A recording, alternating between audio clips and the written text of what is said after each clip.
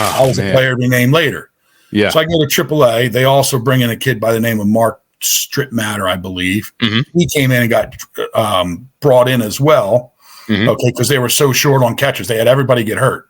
Yeah. Yeah. And I was playing with guys like Tom Quinlan, Rene Gonzalez. We had a stacked team. Yeah. I got to AAA, and the hitting coach there, Tony Torsch, is like, you really don't use a lot of your lower half in your swing. I go, well, if I hit the ball 405 feet, it goes over the fence. What difference does it make? Yeah. Right. I said, I have something that works for me. Mm-hmm. That year in 97, it really turned my career around. 96 really turned my career around with the invention of what they call as the flat bat. Okay. Which is Jim Lefevre during the strike time came down and basically shaved off both sides of a bat. Okay. So it taught me how to hit the ball and let the ball travel and drive the ball the other way. Yeah, gotcha. My averages went from 240, 245. Now all of a sudden, 97, I'm hitting 340. There we go. Going, I hit off the tee every day with it. Front toss. It allowed me to let the ball travel, learn how to let it go deep, and stay through it. Now, before the flat bat, it was your high school field with no left field fence. Yeah. So that was the time to start working on the Piazza deal. You started driving the ball opposite field. I remember it was I hit a ball like it was AA before I got called up to AAA. So it was 96, and I was facing this guy, Pete Rickard. Mm-hmm. Okay. And he threw the ball 3/4 arm, left-handed, and the ball would sometimes cut on your hands, and sometimes he would run it away. He didn't know where the hell it was going. Yeah. I said, I'm tired of getting jammed. I moved off the plate. And I said, all right, well, I ain't going to get jammed. Right. And I started to dive into the plate.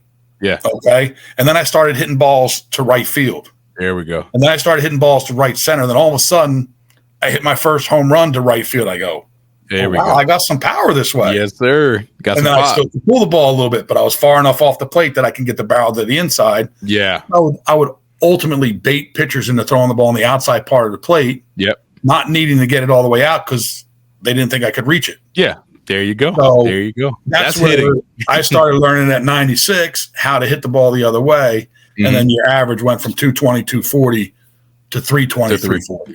There you go. So, there you go. Now with the catching, you mentioned that they were showing you some different ways of catching. You were struggling with it a little bit before you got back to what you knew. Did you ever have any thumb problems far as like, man, as far as getting blown? I know my first year I got blown up by Todd Rizzo, man. And this is my I guess, quote unquote tryout. And I mean, he's killing me. Okay. Lefty too. Yeah. Did you have any of those? Todd Rizzo used to work for us. Yeah, that's my guy, man. Now, again, I haven't talked to Todd since we played, and I was there, but I'll never forget that because that was my chance to make that team. And I did not, I went to Coppin State. We're in the MEAC. We're not a big time baseball school. So the fastest guy I might have caught, may have thrown in the low 90s, maybe. Right. And Todd comes from the left side. We're in a school gym. He was doing some sort of camp. and just, cutters. Yeah, cutters. Man, blew my thumb up, man. I was down he was about 94 to 95 from the left side. Yes, sir. And I'm like, what is this? And that first year, all I learned was how to be quiet. Let the ball travel, how to be quiet. So was that kind of similar to some of the things that you were having some trouble with when they tried to switch you up a little bit? The main thing is I was getting my elbow too high. Okay, it was getting parallel to the ground, which then put my thumb underneath. Okay, and I was getting a lot of balls. So then now all of a sudden, what we started back in the day, we started calling it dunking. Yeah. So you can't stop once your shoulder gets up this high. You're now trying to stop the rotation in your humerus, and you're using muscle fibers that are very, very small. You can't stop that rotation. There you go. So it wasn't until you were able to get the elbow down below the glove and try to catch the thumb up that you were able to stop the force of the ball a whole lot better, which also stopped you from getting thumbed. There you go. So okay. You had to learn how to get that elbow down and get the thumb up. Yeah. So you didn't have that blown up thumb. Yes, sir. Working underneath that ball for sure. Now, with all the moving around, man, you've traded, you're still hitting well, doing your thing mentally. Like, did you ever get to the point where you felt like, you know what, this may not be in the cards for me?